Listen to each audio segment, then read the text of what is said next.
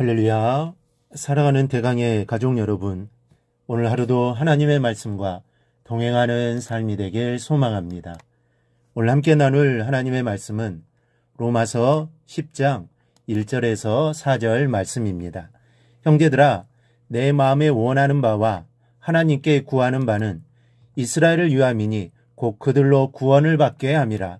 내가 증언하노니 그들이 하나님께 열심히 있으나 올바른 지식을 따른 것이 아니니라. 하나님의 의를 모르고 자기 의를 세우려고 힘써 하나님의 의에 복종하지 아니하였느니라. 그리스도는 모든 믿는 자에게 의를 이루기 위하여 율법의 마침이 되시니라. 아멘. 이 바울은 위대한 선교사였지만 또 한편으로는 애국자였습니다. 그는 자기 동족인 이스라엘 사람들이 구원받기를 간절히 원한 사람이요, 하나님의 은혜가 뭔지 또 사랑이 뭔지를 알고 있었던 사람이었습니다.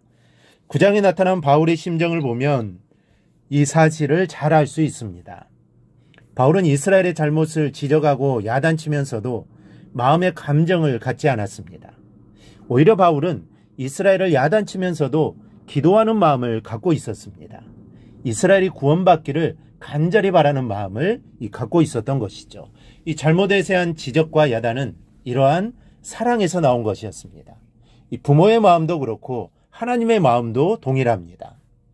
부모님이 자녀들을 야단치고 나무라는 것은 그들이 잘 되기를 바라는 사랑에서 나오는 것입니다.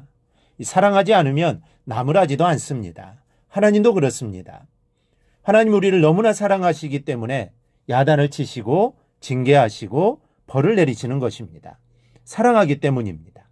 여러분, 이런 마음이 바로 은혜를 아는 마음이요, 하나님의 사랑을 아는 마음입니다. 하나님의 은혜를 받고 그 사랑을 아는 사람은 믿음이 없는 사람을 절대 미워하지 않습니다. 눈물을 흘리지 않을 수 없고 기도하지 않을 수 없습니다. 그들의 가는 끝을 알고 또한 그들을 사랑하기 때문입니다. 오늘 본문에서 바울은 여전히 변함없는 자신의 이스라엘을 향한 이런 마음을 피력하고 있습니다. 1절을 보면 형제들아, 내 마음에 원하는 바와 하나님께 구하는 바는 이스라엘을 위함이니 곧 그들로 구원을 받게 함이라. 바울이 원하는 것과 하나님께 구하는 것이 이스라엘의 구원이라는 것입니다. 오늘 본문은 이런 마음으로 바울이 이스라엘의 영적인 문제점들을 파헤치고 있는 내용입니다. 오늘은 그 내용을 살펴보고자 합니다. 먼저 이스라엘 백성들은 하나님을 향한 열심은 있으나 지식이 결여되어 있다고 합니다. 2절을 보면 내가 증언하노니 그들이 하나님께 열심히 있으나 올바른 지식을 따른 것이 아니니라. 지금도 물론 열정이 있지만 바울은 과거에도 대단한 열정이 있었던 사람이었습니다. 유대교에 대한 특출난 열정을 갖고 예수의 추종자들을 하나님에 대한 반역자로 간주하고 극심한 박해를 가했던 사람이 바울 자신입니다. 그런데 바울의 이 열정은 진리에 대한 열정이 아니었습니다. 여러분, 진리에는 반드시 열정이 있습니다. 진리를 발견한 데 대한 감격, 흥분, 그리고 열정이 있기 마련입니다. 그러나 열정이 있다고 해서 다 진리를 쫓는 것은 아닙니다. 자기 생각에 대한 열정을 쫓는 사람도 많습니다. 그 대표적인 예가 바로 바울 자신이었습니다. 과거 바울에게는 뜨거운 열정과 열심이 있었지만 그때의 열정과 열심은 참 지식에 근거한 것이 아니었습니다. 자기 생각과 사상에 사로잡힌 잘못된 열정이요, 열심이었습니다. 바울은 지금 과거의 자신을 바라보며 말하고 있는 것입니다. 과거의 나처럼 너희가 지금 그렇다는 것입니다. 종교적인 선입견 그리고 전통과 행위로 화려하게 치장하고 있지만 실상은 그 안에 참 지식, 즉 진리가 없다는 것입니다. 있는 것은 자기 생각과 자기 주장뿐, 하나님의 뜻은 그게 아닌데 하나님의 뜻은 알지도 못하고 자기 생각에 사로잡혀 잘못된 길로 가고 있다는 지적입니다. 그러니 여러분, 항상 기도해야 합니다. 무엇을 생각하고 계획할 때마다 행동하기 전에 먼저 하나님께 이것이 하나님의 뜻입니까? 물어봐야 한다는 말씀입니다. 이것을 게을리하면 참 진리에서 멀어지고 그러다 보면 오늘 이스라엘 사람들과 같은 길을 갈 수 있습니다. 우리 모두 이 사실을 기억하고 늘 기도로 진리, 즉 하나님의 뜻을 따라가는 삶을 살아가기를 바랍니다.